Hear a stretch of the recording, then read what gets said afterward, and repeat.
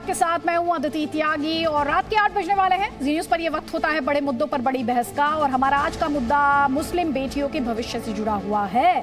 और मुस्लिम बेटियों की बात आपने लगातार सुनी है, चाहे वो हिजाब से जुड़ा विवाद रहा हो या फिर बच्चियों की शिक्षा का मामला रहा हो।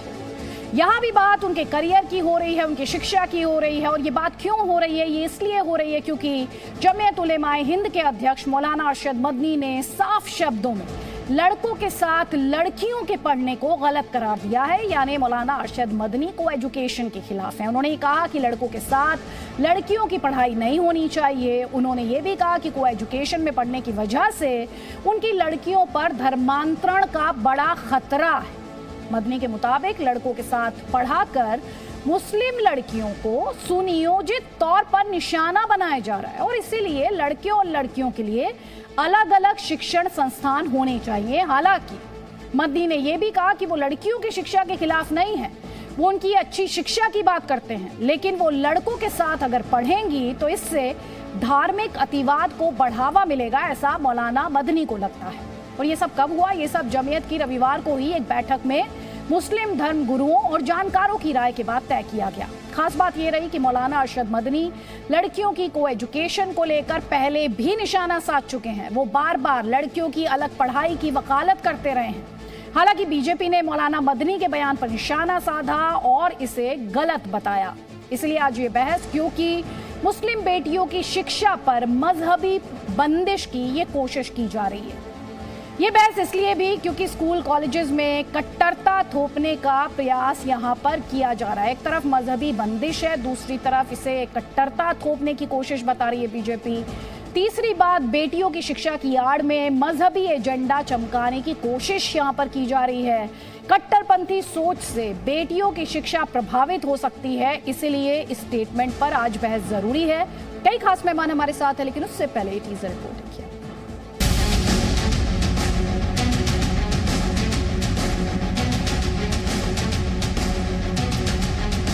मिली जुली लड़कों के साथ तालीम से हटकर बच्चियों के लिए अलग और बच्चों के लिए अलग मुस्तकिल दरसगाहें और स्कूल बनाए। Even in the Muslim countries also जब को एजुकेशन को बढ़ावा हो रहा है, ऐसे में अलग शिक्षण संस्थान खोल करके उनको आइसोलेट करके उनकी एक अलग ऐसी दुनिया बना करके जिसमें तकनीक का, साइंस का दखल ना हो, मैं इसका समर्थन हूं। हमारी पढ़ाई मुलाजमत के लिए नहीं है। मदनी जी लगातार अपने चंदे के धंधे के लिए मुस्लिम बच्चों के भविष्य के साथ खिलवाड़ करने के लिए बयान देते रहते हैं। हमारी पढ़ाई इसलिए है कि आदमी को जिस अल्लाह ने पैदा किया है, बनने के बाद जिंदगी वो उसके रास्ते पर चलाए। जब मोदी जी और योगी जी बच्चों को पढ़ाने की, इनको हुनरमंद बनाने की और लगातार सरकार महिलाओं के पक्ष में फैसले ले रही है, बच्चों को के एजुकेशन के नाते वो एक अलग तरह का आरोप लगा कर मोदी जी और योगी जी और पार्टी को बदनाम करने का काम कर रहे हैं। तो भाई खास मेहमान इस वक्त हमारे साथ है बीजेपी का पक्ष रखने के लिए। हमारे साथ प्रेम शुक्ला हैं, हमारे साथ प्रोफेसर संगीत रागी हैं, पॉलिटिकल एनालिस्ट हैं, जुनैद हारिस हैं, इस्लामिक स्कॉलर हैं, हमारे साथ श्रीराज नायर है, वीएचपी के स्पोक्स पर्सन है, और साथ ही हमारे साथ आपको स्क्रीन पर राशिद शरीफ नजर आ रहे हैं, प्रेसिडेंट है south India Muslim personal law board के। आप सभी का बहुत बहुत स्वागत है। एक एक मिनट का इनिशियल कमेंट। सबसे पहले प्रेम शुक्ला जी, आप ही से 1 मिनट का इस पर कमेंट चाहूंगी। जो यहाँ पर मौलाना अरशद मदनी कह रहे हैं, वो कह रहे हैं कि को एजुकेशन के माध्यम से दरअसल मुस्लिम बच्चियों के धर्मांतरण की बड़ी साजिश रची जा रही है। अत्यंत ही बचकाना बयान है।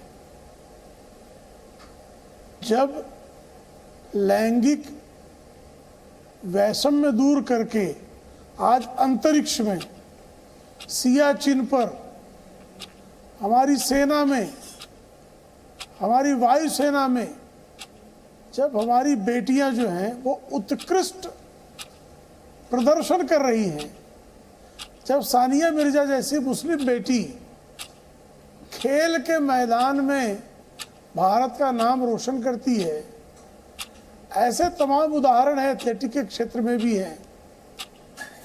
ऐसे में कोई एजुकेशन के कारण जो है लड़कियां धर्मांतरण करती हैं, इस तरह की बातें करना ना तो इसका कोई प्रामाणिक तथ्य है, न कोई वैचारिक आधार है, बल्कि अनावश्यक कट्टरता फैलाने का एक प्रयास मात्र है।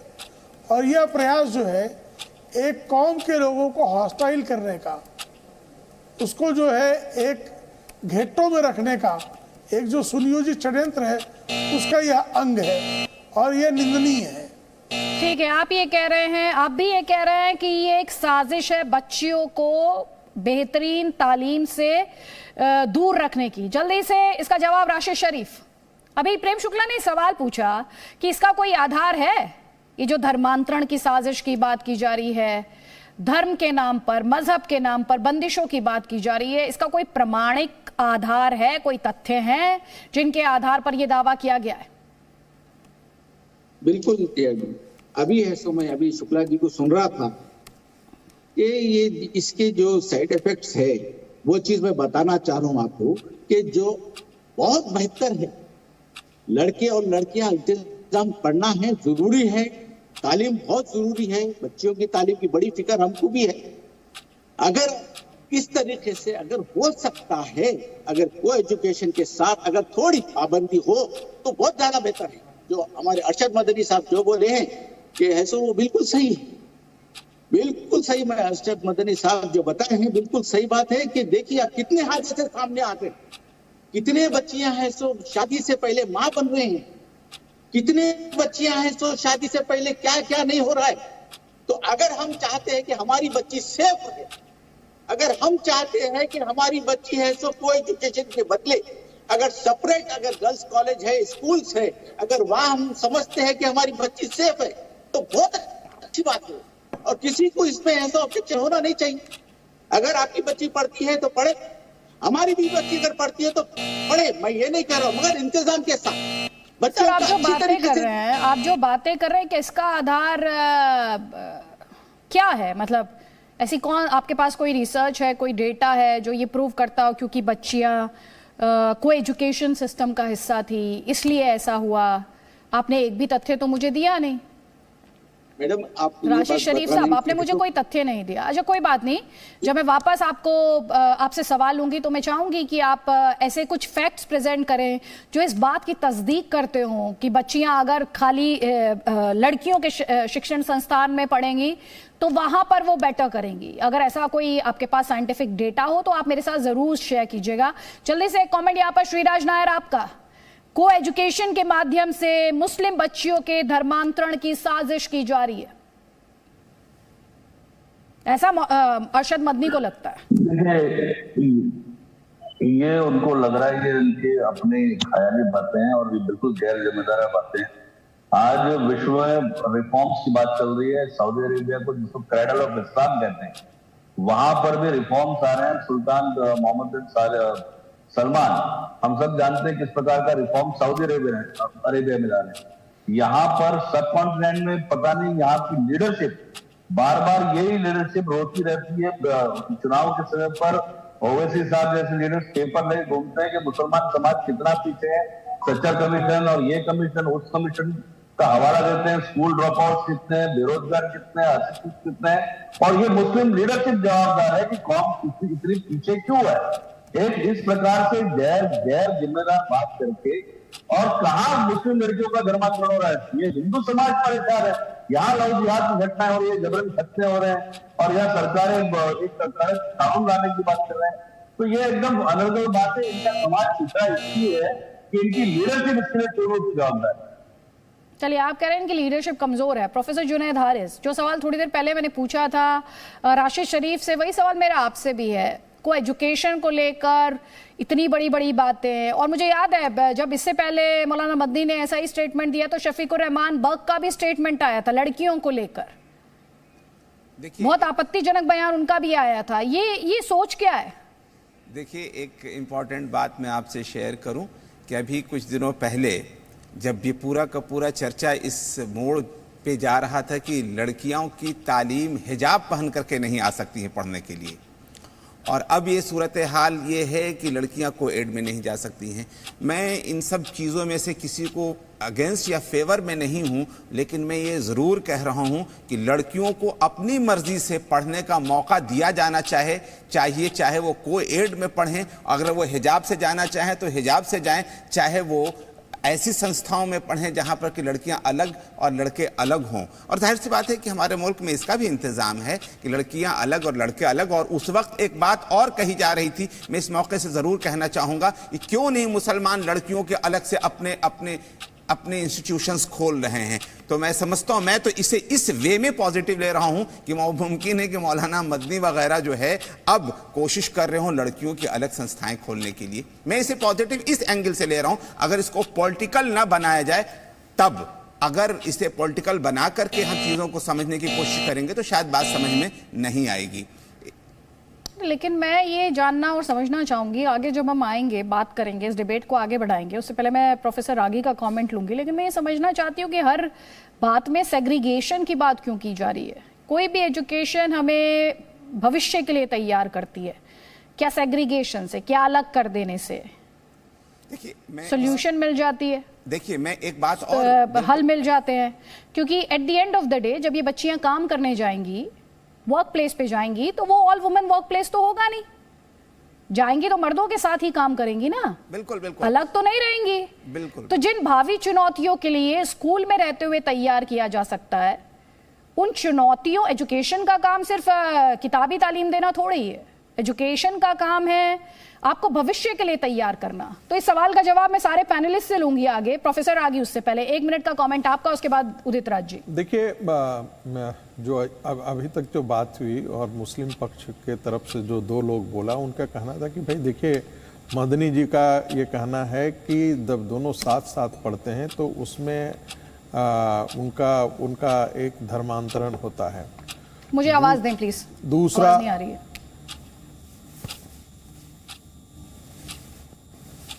जी रागी जी बात रखें। तो वो उनका कहना है कि मुस्लिम पक्ष का कहना है, मदनी जी का कहना है कि उनका धर्मांतरण होता है। और दूसरा व्यक्ति ने कहा कि भाई देखिए, बहुत सारे ऐसे हैं जो शादी से पहले ही वो प्रेग्नेंट हो जाते हैं, वो इस ढंग की बातें करने में। भाई ये समस्या तो आप कल जाकर के बाहर काम करने जाएंगे तब भी होगा, कहीं और दुनिया में जाएंगे तब भी होगा। मुझे लगता है यह मध्ययुगीन मानसिकता का ये परिचायक है। मुझे लगता है कि मदनी साहब को भी और उनको भी अलग अलग स्कूल खोलने से बेहतर है कि आप कोएड एजुकेशन में ही उनको एक अच्छी शिक्षा दीजिए, एक वैज्ञानिक सोच उनमें पैदा कीजिए, न कि एक दकियानुसी सोच पैदा कीजिए जो एक मध्ययुगीन की मानसिकता में जीने के लिए उनको विवश कर दे। ये एक बेकार का तुक है। जैसा प्रेम जी ने बहुत कहा कि आज लड़कियाँ, चाहे वो मुस्लिम लड़कियाँ हों, वो आज पत्रकार हैं, वो वैज्ञानिक हैं, वो सब काम कर रहे हैं। ठीक है सर। मुस्लिम पुरुष जो है उनको कटघरे में बांध करके, उनको खूंटे से बांध करके रखना चाहता है। मुझे लगता है इससे बाहर निकलने की आवश्यकता है। ठीक है, जल्दी से कमेंट उदित राज जी आपका। लड़कियों को कोई सिस्टम में पढ़ाने से उनके धर्मांतरण की साजिश की जाती है। बिल्कुल गलत है, और मैं तो 100% को एजुकेशन के पक्ष में हूँ। को एजुकेशन से तमाम सारे जो मानसिक ग्रंथियां या विकार बनते हैं वो निकल जाते हैं। मैं को एजुकेशन को देखा हूँ, उसके प्रभाव को भी देखा हूँ, और गैर को एजुकेशन को ही देखा हूँ। और देश संविधान से चलेगा, किसी के ऊपर कोई थोपा नहीं जा सकता है। और जो लोग इस तरह से बातें कर रहे हैं तो सबसे पहले मोबाइल का इस्तेमाल करना बंद कर दें, क्योंकि ये आधुनिक चीजें हैं। किसने बनाए? ईसाइयों ने बनाया है ज्यादातर, या नास्तिकों ने बनाया है। माइक्रोफोन न इस्तेमाल करें, एयर कंडीशन का इस्तेमाल न करें, ये ऊंट पर चले, कार का इस्तेमाल न करें, जहाज का इस्तेमाल न करें। तो जो ऐसे ख्याल के लोग हैं, पहले मध्यकालीन युग में खुद को ले जाए, फिर दूसरे को ले। आज भारत या दुनिया मॉडर्नाइज हो चुकी है। ठीक है, और किसी के अधिकार ठीक उदयदास जी, मैं आगे आपका कमेंट लूंगी। हम यहाँ पर मौलाना अरशद मदनी के स्टेटमेंट की बात कर रहे हैं। वो कह रहे हैं कि कुछ लोगों ने भेदभाव पैदा कर रखा है, फीका परस्त शक्तियां हैं जो इस देश में आग लगाना चाहती हैं। साथ ही वो ये कहते हैं कि हम तोड़ने वालों के खिलाफ हैं। तो ये बयान मौलाना अरशद मदनी का सुनिए। तो फिर दुनिया के अंदर फिरकापरस्त पार्टियों ने और हुकूमतों ने जो भेदभाव पैदा कर रखा है, हम सियासी लोग नहीं हैं, ना हम किसी सियासी आदमी का नाम लेकर कुछ कहते हैं। हम ये कहते हैं कि फिरकापरस्त ज़हनियत जो काम कर रही है और तोड़ने का काम कर रही है, हम उसके खिलाफ हैं। हम बिल्कुल जोर देकर कहते हैं कि हम प्यार और मोहब्बत को कायम करने वाले लोग हैं, हम आपस में भेदभाव करने वाले लोग नहीं। तो मौलाना अरशद मदनी को आप सुन रहे थे। फीका परस्त शक्तियां जो हैं वो आग लगाना चाहती हैं और कुछ लोगों ने भेदभाव पैदा कर रखा है। साथ ही आपने सुना उन्होंने कहा कि हम तोड़ने वालों के सख्त खिलाफ हैं। तो राशिद शरीफ, आपने सुना कई लाइंस ऑफ आर्ग्यूमेंट जो इस बात का विरोध करती हैं कि लड़कियों को कोएड एजुकेशन में जो कहा जा रहा है कि कोएड सिस्टम में लड़कियों के लिए खतरा है, धर्मांतरण का खतरा, उसका विरोध करती हैं। आपके पास इन लोगों के लिए क्या जवाब है? इन वॉइसेस के लिए आपके पास क्या जवाब है? यही कहूंगा मैडम मैं कि आज जो माहौल जो हिंदुस्तान का जो बना हुआ है, सिर्फ टारगेट मुस्लिम बच्चियों को हो रहा है, ये आप भी जानते हैं, मैं भी जानता हूँ, दुनिया जानती है कि आज हर कॉलेज के सामने आप यहाँ पे मुझे आपको रोकना पड़ेगा। हमारे साथ इस समय यूपी सरकार में मंत्री दानिश आजाद अंसारी हैं। बहुत बहुत स्वागत है दानिश जी आपका। सबसे पहले तो मौलाना अरशद मदनी, जो उनकी तरफ से स्टेटमेंट आया है जिसमें वो लड़कियों को कोएड सिस्टम में नहीं पढ़ाने की वकालत कर रहे हैं, उन्हें धर्मांतरण की साजिश उसमें सुनाई और दिखाई देती है, उस पर आप क्या कहेंगे? देखिए, मेरा ये मानना है कि आज देश एक पॉजिटिव डायरेक्शन में आगे बढ़ रहा है और हमें जरूरत है कि हम इस मुद्दे पर चर्चा करें कि हम अपने एजुकेशन सिस्टम को और अच्छा और बेहतर कैसे बना सकते हैं। अपने एजुकेशन सिस्टम के बेहतरी के लिए और अच्छी से अच्छी चीजें क्या कर सकते हैं। आज जब हम देश में और हमारे उत्तर प्रदेश में हमने लगातार माइनॉरिटीज के एजुकेशन सिस्टम को बेहतर बनाने के लिए हमेशा पॉजिटिव कदम उठाए हैं। हमारे प्रधानमंत्री नरेंद्र मोदी जी बोलते हैं कि जो अल्पसंख्यक समाज के नौजवान हैं, उनके एक हाथ में कुरान शरीफ और एक हाथ में लैपटॉप होनी चाहिए। और आज उत्तर प्रदेश में आप देखिए, लगातार योगी सरकार माइनॉरिटीज के एजुकेशन, उनके बेहतर से बेहतर सुविधाओं के लिए धरातल पे ईमानदारी से काम कर रही है। एक अच्छा माहौल हमने एजुकेशन सिस्टम के लिए बनाया है और हमारी चर्चा भी ये होनी चाहिए कि हम कैसे और अच्छा और बेहतर कर सकते हैं। सरकार पूरी ईमानदारी से अल्पसंख्यक समाज के नौजवानों को सशक्त करने के लिए, उनको शिक्षित करने के लिए, उनको रोजगार से जोड़ने के लिए काम कर रही है। और आज मेरा तो ये मानना है कि आगे बढ़ के लोगों को ये चर्चा करनी चाहिए कि आपका ये सिस्टम में अगर आप ये चीजें और इंप्लीमेंट करेंगे तो ये चीजें और बेहतर हो सकती हैं।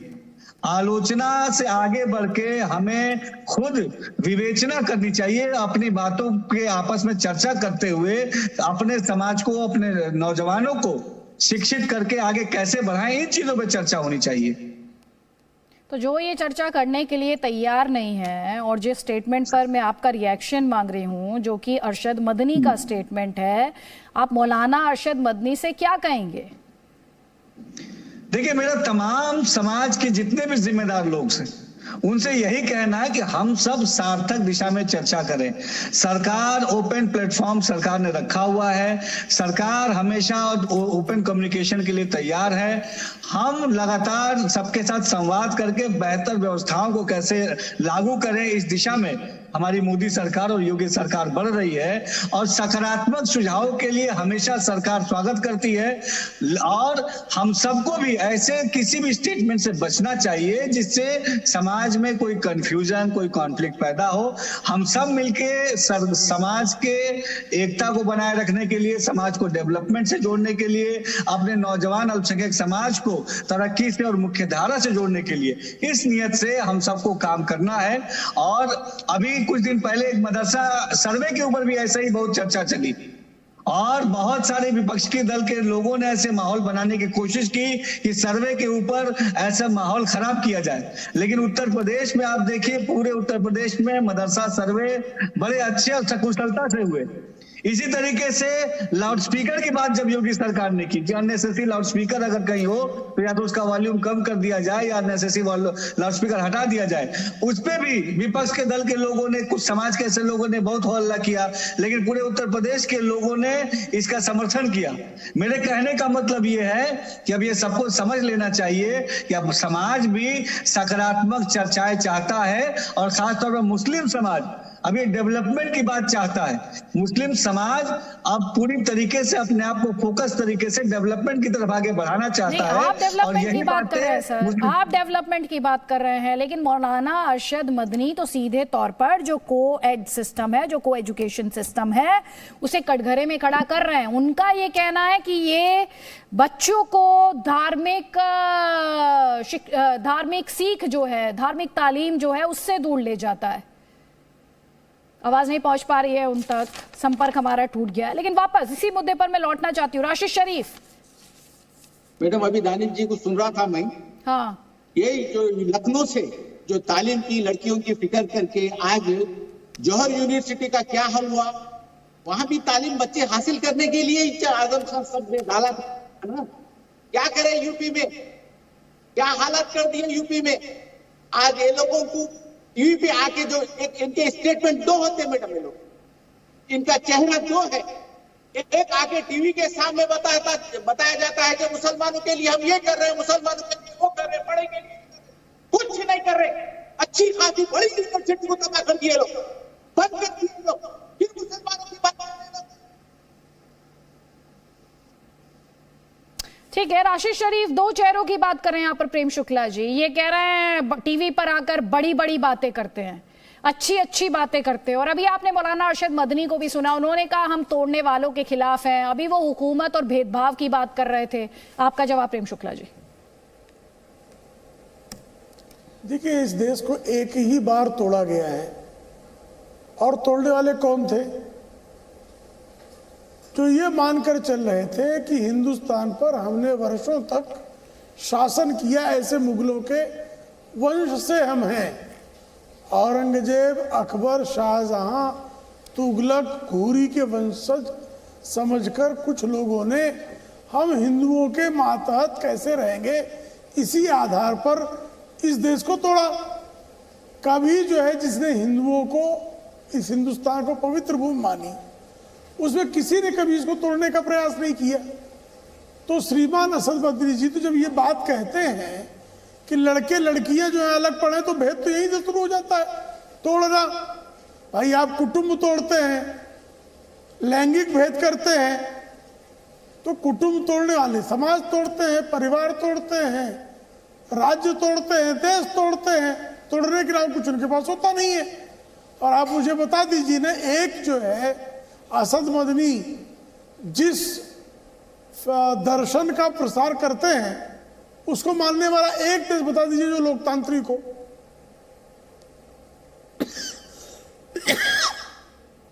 एक ऐसा देश दिखा दीजिए जो आधुनिक हो।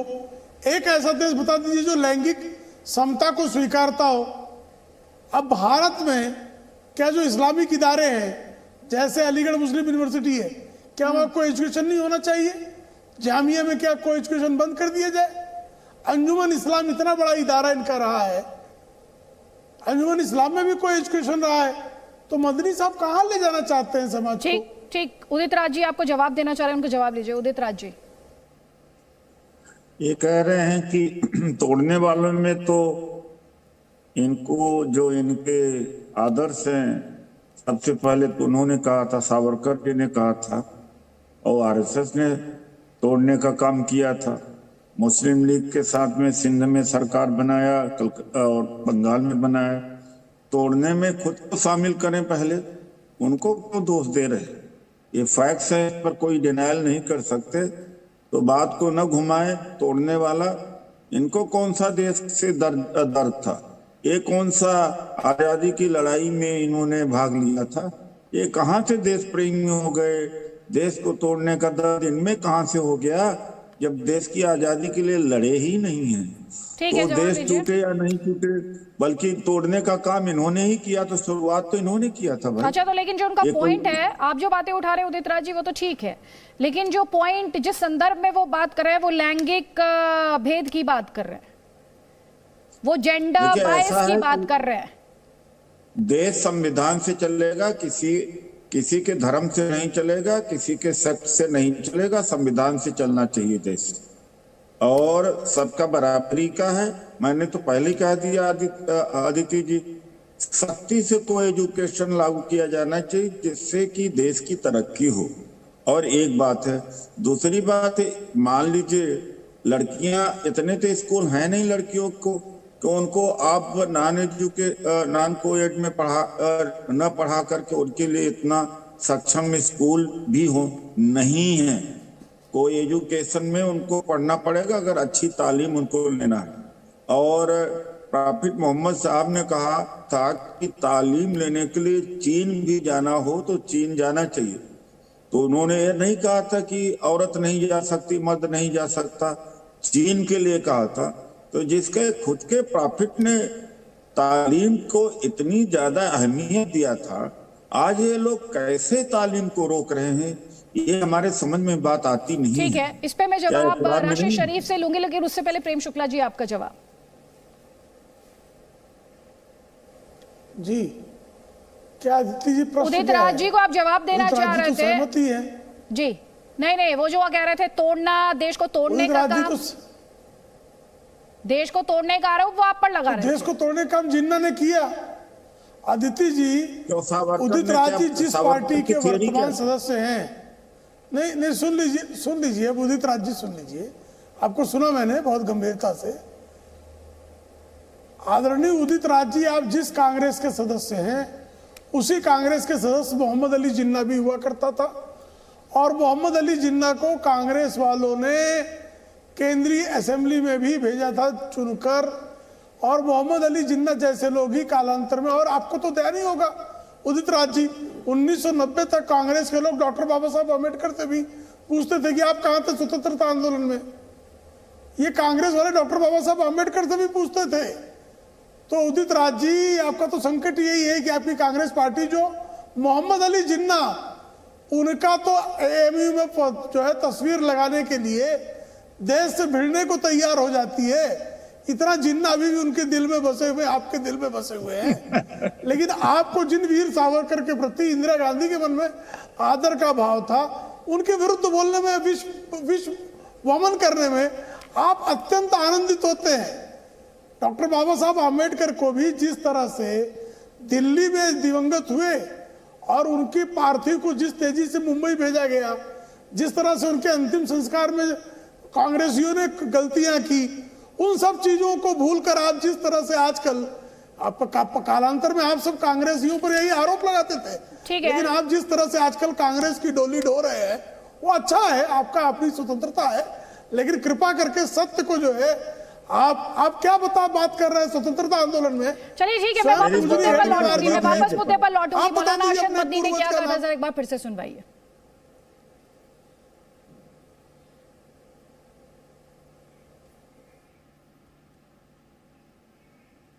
तो फिर दुनिया के अंदर फिरकापरस्त पार्टियों ने और हुकूमतों ने जो भेदभाव पैदा कर रखा है, हम सियासी लोग नहीं हैं, ना हम किसी सियासी आदमी का नाम लेकर कुछ कहते हैं। हम ये कहते हैं कि फिरकापरस्त ज़हनियत जो काम कर रही है और तोड़ने का काम कर रही है, हम उसके खिलाफ हैं। हम बिल्कुल जोर देकर कहते हैं कि हम प्यार और मोहब्बत को कायम करने वाले लोग हैं, हम आपस में भेदभाव करने वाले लोग नहीं।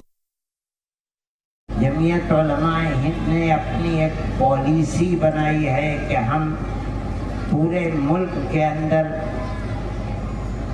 जो दौलतमंद लोग हैं, चाहे वो हिंदू हैं चाहे मुसलमान हैं, हम उनसे ये कहें कि वो अपनी बच्चियों के लिए मिली जुली लड़कों के साथ तालीम से हटकर बच्चियों के लिए अलग और बच्चों अलग मुस्तकिल दरसगाहें और स्कूल बनाएं। इस तहरीक का होना ज़रूरी है, वरना झगड़े मारपीट, कत्ल व गारतगरी और इस तरह के बेशुमार मसाइल ना समझ बच्चियों की आज़ादी की बुनियाद पर, चाहे वो मुसलमान हो चाहे हिंदू हो, जो मसाइल खड़े होते हैं वो इंतहाई खतरनाक होते हैं। तो मौलाना अरशद मदनी जिन्होंने एक बार फिर से ये बात दोहराई है कि दो बातें उन्होंने कही हैं। एक तो उन्होंने ये कहा कि जो को एजुकेशन है वो मजहबी सोच से दूर ले जाती है, और दूसरा उन्होंने ये कहा कि जब बच्चियां लड़कों के साथ पढ़ती हैं, बच्चियां लड़के और लड़कियां एक साथ पढ़ते हैं तो धर्मांतरण की साजिश की जाती है। जुनैद हारिस, यहाँ पर आप देख रहे हैं कि ज़्यादातर पैनलिस्ट ये कहते हैं कि ये जो सोच है ये नहीं होनी चाहिए, लेकिन सवाल ये भी है, मुझे याद है जब हिजाब को लेकर दलीलें दी गई थी तो गर्ल एजुकेशन जो थी वो एक बड़ी दलील थी कि अगर हिजाब पहनने की इजाज़त ना दी गई तो जो पेरेंट्स हैं वो रिलक्टेंट होंगे, उन्हें उनके रिजर्वेशंस होंगे अपनी बच्चियों को एजुकेशन सिस्टम का हिस्सा बनाने में। लेकिन मेरा सवाल ये है, जिस एजुकेशन की बात इतनी की जाती है, उस एजुकेशन का जो काम है, जो मकसद है, वो है भविष्य के लिए तैयार करना। ये अलग करने वाली जो सोच है, इसका इलाज क्या है? देखिए, एक बहुत बुनियादी बात उदित राज जी ने कही थी कि इस्लाम चाहे वो लड़का हो चाहे वो लड़की हो, दोनों की तालीम पर बहुत ज़ोर देता है और इस बात को पसंद करता है कि हर हाल में तालीम दिया जाए। तो अब मसला ये है कि वो को-एड हो चाहे को-एड से हट कर के हो, तालीम होनी ज़रूरी है। मैं समझ रहा हूँ कि शायद ये भी नासमझ बच्चियों के लिए एक लफ्ज़ इन्होंने इस्तेमाल किया है। हो सकता है कि छोटी बच्चियाँ इनके दिमाग में हो या कौन है मैं नहीं जानता हूँ, लेकिन इसमें तो कोई शक नहीं है कि तालीम का बेहतर इंतज़ाम होना चाहिए, लड़कियाँ हों चाहे लड़के हों। और इसमें भी कोई वो नहीं है कि धर्मांतरण कोई इशू नहीं है। इसलिए इशू नहीं है कि अगर अपनी समझ से कोई व्यक्ति किसी धर्म को स्वीकार करता है और अगर किसी से प्रभावित होता है तब भी कोई हर्ज की बात नहीं है।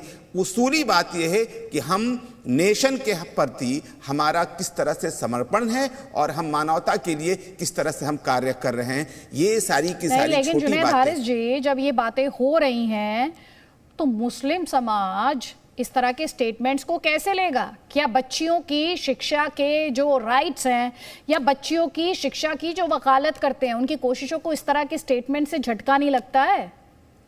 देखिए, अगर हम टकराव की स्थिति पैदा करेंगे तो झटका ही कहेंगे, और अगर हम ये कहेंगे कि बहुत अच्छी बात है, इसे हम इसी तरह से पॉजिटिव ले सकते हैं कि आप लड़कियों के ज़्यादा से ज़्यादा इंस्टीट्यूशन बनाइए ताकि लड़कियां ज़्यादा से ज़्यादा वहाँ पर जा सकें, को-एड हो चाहे कहीं पर भी जाएं, लड़कियों की तालीम का इंतज़ाम होना चाहिए, एक बुनियादी चीज़ है। मैं शायद इस अप्रोच को ज़्यादा पसंद कर रहा हूं। लेकिन जुनैद हारिस जी, ये तो वो बात हुई कि आपने कहा कि हमसे ये कहा जा रहा है कि को एजुकेशन सिस्टम का हिस्सा बच्चियां नहीं होनी चाहिए। चलिए ठीक है, लेकिन उस सोच के पीछे, ये इस तरह के स्टेटमेंट्स के पीछे जो सोच है, जो एक अलगाव क्रिएट करती है, जो एक सेग्रीगेशन क्रिएट करती है, जो बच्चियों को फ्यूचर के लिए तैयार करने का जो पूरा अल्टीमेट गोल होता है एजुकेशन का, सिर्फ बच्चियों नहीं, बच्चों के लिए भी, दोनों के लिए सेम रूल अप्लाई करता है, उसका क्या होगा? जो अल्टीमेट गोल है एजुकेशन का, उसका क्या होगा?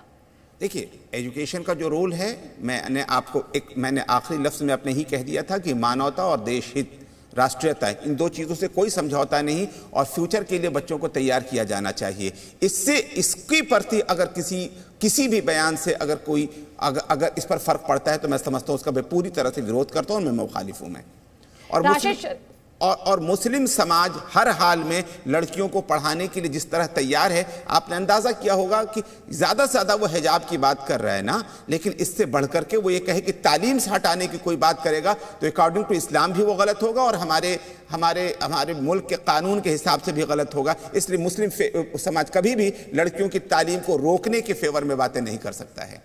ठीक है, राशिद शरीफ। बिल्कुल मैडम, कौन ये गलत फहमी कौन फैला रहे हैं? कौन नहीं चाहता लड़कियों को पढ़ाना? सिर्फ हम ये चाहते हैं कि बच्ची हमारी सेफ रहना। कुछ जाकों में भी अगर पढ़ा रहे, को में भी पढ़ा रहे हैं तो बच्ची हमारी सेफ रहना, उसके लिए कुछ इंतजाम चाहिए। हम नहीं सोच सकते बच्चों को घर में या बच्चों को घर में रखना। हम क्या चाहते? मेरी बच्ची खुद डॉक्टर है, मैं खुद पढ़ाया हूं, और आज हम तेलंगाना में गवर्नमेंट से 150 एकड़ जमीन लेके दी। आज ऐसा हम लोग है तो यूनिवर्सिटी कायम करना चाह रहे हैं यहाँ पे। बच्चों के लिए अलग, बच्चों के लिए एक एहतियात है ये, और कुछ नहीं है। नॉलेज सिटी बनाना चाह रहा हूँ मैं। आप ये क्या है? अब कोई बात करे राशिद शरीफ, राशिद शरीफ, अच्छी अच्छी बातें डिबेट में हो रही हैं सर, अच्छी अच्छी बातें, पर क्या वो ग्राउंड रियलिटी पर एग्जिस्ट करती हैं? सुन लीजिए सर, आप सुन लीजिए ना सर, अब आप बात नहीं सुनेंगे। क्या कहा था मौलाना अरशद मदनी ने? क्या कहा उन्होंने कहा जो ट्वीट, अब आप सुन लीजिए सर आराम से, एक second. Save Muslim girls from the temptation of apostasy, Muslims must open their schools and colleges. Education को भी आप रिलीजन के दायरे में बांध दीजिए सर, बांध दीजिए, बिल्कुल लगा दीजिए बंदिशें, लगाइए बंदिशें आप। ठीक है, जल्दी जल्दी प्रोफेसर संगीत रागी, उसके बाद श्रीराज नायर, जल्दी जल्दी प्लीज। हमारे बच्चे आजाद हैं, हमारे बच्चे पढ़ रहे, चाइना को जाके पढ़ रहे, हमारे बच्चे दुनिया में अमेरिका जाके पढ़ रहे, ऑस्ट्रेलिया जाके पढ़ रहे। आप ऑस्ट्रेलिया पढ़ा रहे हैं, अमेरिका पढ़ा रहे हैं, चाइना पढ़ा रहे हैं, लेकिन देश में कोई सिस्टम में नहीं पढ़ाना चाहते मौलाना अरशद मदनी। आप खुद देख लीजिए कथनी और करनी के अंतर को, देख लीजिए ना खुद। अच्छा हुआ आपने खुद ही ये बात कर दी। अमेरिका भेज रहे हैं, लंदन भेज रहे हैं, चाइना भेज रहे हैं, और देश के कोई सिस्टम पर आपको यकीन नहीं है। बहुत बढ़िया है जी, बहुत बढ़िया है। Muslims must open their schools and colleges. India में ये बातें ठीक है सर। कथनी और करनी का अंतर आपने अपनी ही लाइन ऑफ आर्ग्यूमेंट में दे दिया। प्रोफेसर आगी, देखिए मौलाना और जो भी ये लोग हैं उनको इस बात का डर है कि यदि लड़कियां आधुनिक शिक्षा में परिपक्व होंगी, आधुनिक शिक्षा में यदि उनका जीवन पल्वित पुष्पित होगा, तो निस्संदेह जो ये 4-4 शादियों करने की जो प्रथा है मुस्लिम समाज के अंदर, वो जो पढ़ी लिखी शिक्षित महिला हो, जो आधुनिक शिक्षा के जिसका एक्सपोजर हो, वो कैसे बर्दाश्त करेगी? वो रैशनैलिटी के बारे में सोचेगी, वो तर्क से काम लेगी, वो विश्वास के आधार पर नहीं काम करेगी, वो प्रश्न करेगी। और प्रश्न करने में कई ऐसे थियोलॉजिकल पोजीशंस होंगे इस्लाम के, वो ध्वस्त हो जाएंगे। तो इनको कहीं न कहीं इस बात का भी खतरा है कि चूंकि वो विज्ञान के आधार पर आधारित नहीं होगा और कल जाकर के यदि एजुकेशन बढ़ता है तो इनके अपने खतरे होंगे। जरा देखिए कितनी अजीब बात है, आपने सही रेखांकित किया। क्या ऑस्ट्रेलिया में जो सज्जन अभी बोल रहे हैं कि हम अपनी बेटियों को भेजते हैं वहाँ पढ़ने के लिए, तो कहा क्या वहाँ वो बुर्का लगा करके पढ़ने जाती हैं? क्या वो इस्लामिक स्कूल में पढ़ती हैं? क्या इस्लामिक मेडिकल कॉलेजेस हैं क्या? या कोई ऐसा मेडिकल कॉलेज है जहाँ सिर्फ लड़कियाँ पढ़ती हैं? ऑस्ट्रेलिया के बारे में मैं जानता हूँ अच्छी तरीके से, वहाँ इस प्रकार की कोई व्यवस्था नहीं है।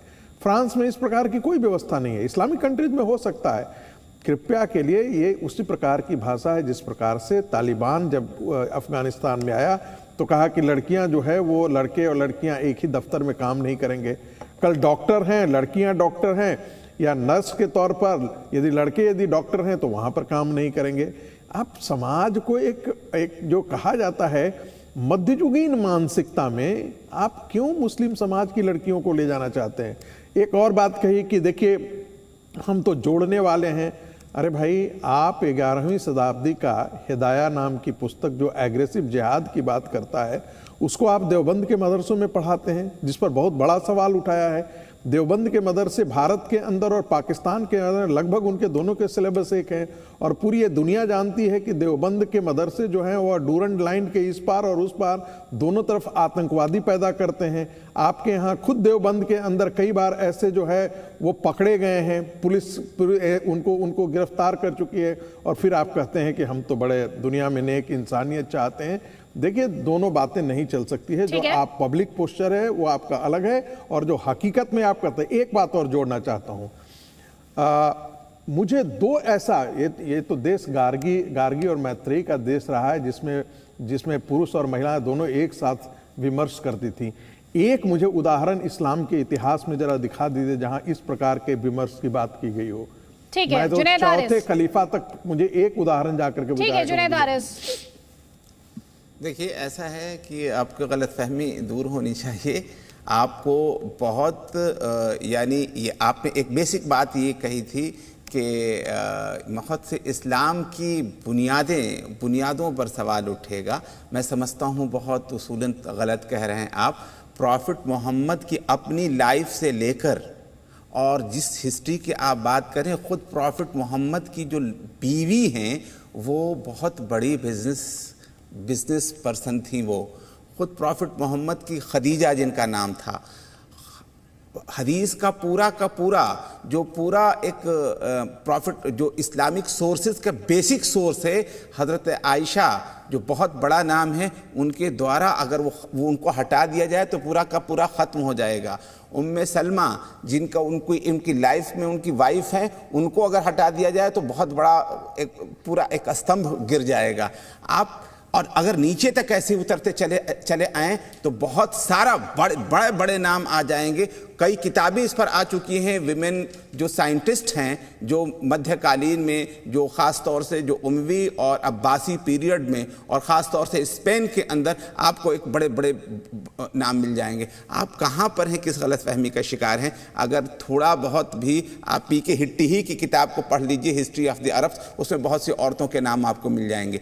तो ये जो गलतफहमी है कि इसके ज़रिए इस्लाम पर कोई असर पड़ेगा, प्रोफेसर रागी साहब शायद किसी वजह से आपको ये गलतफहमी हो गई है, बल्कि इस्लाम इससे मजबूत होता है। वो तो ज़रूर कहता है कि लड़कियों को तालीम ज़रूर दी जाए। और मैं एक प्रॉफिट मोहम्मद की एक हदीस आपको सुना दे रहा हूँ कि जिस व्यक्ति के घर कोई लड़का या लड़की पैदा हो और कोई भेदभाव नहीं करे, ऐसे ही लोग स्वर्ग में जाएंगे। उनके शिक्षा और दीक्षा का इंतज़ाम जो सही तरीके से करे, ऐसे लोग स्वर्ग में जाएंगे, और जो ऐसा नहीं करे वही नरक में जाने वाले लोग हैं। तो ये तो इस्लाम की शिक्षा है जनाब। आप कहाँ से इस गलतफहमी में पड़ गए कि जो है इस्लाम इसको रोकता है, लड़कियों की मानसिकता को उसके स्तंभ हिल जवाब जाएंगे। देना चाह रहे, जवाब ले लीजिए।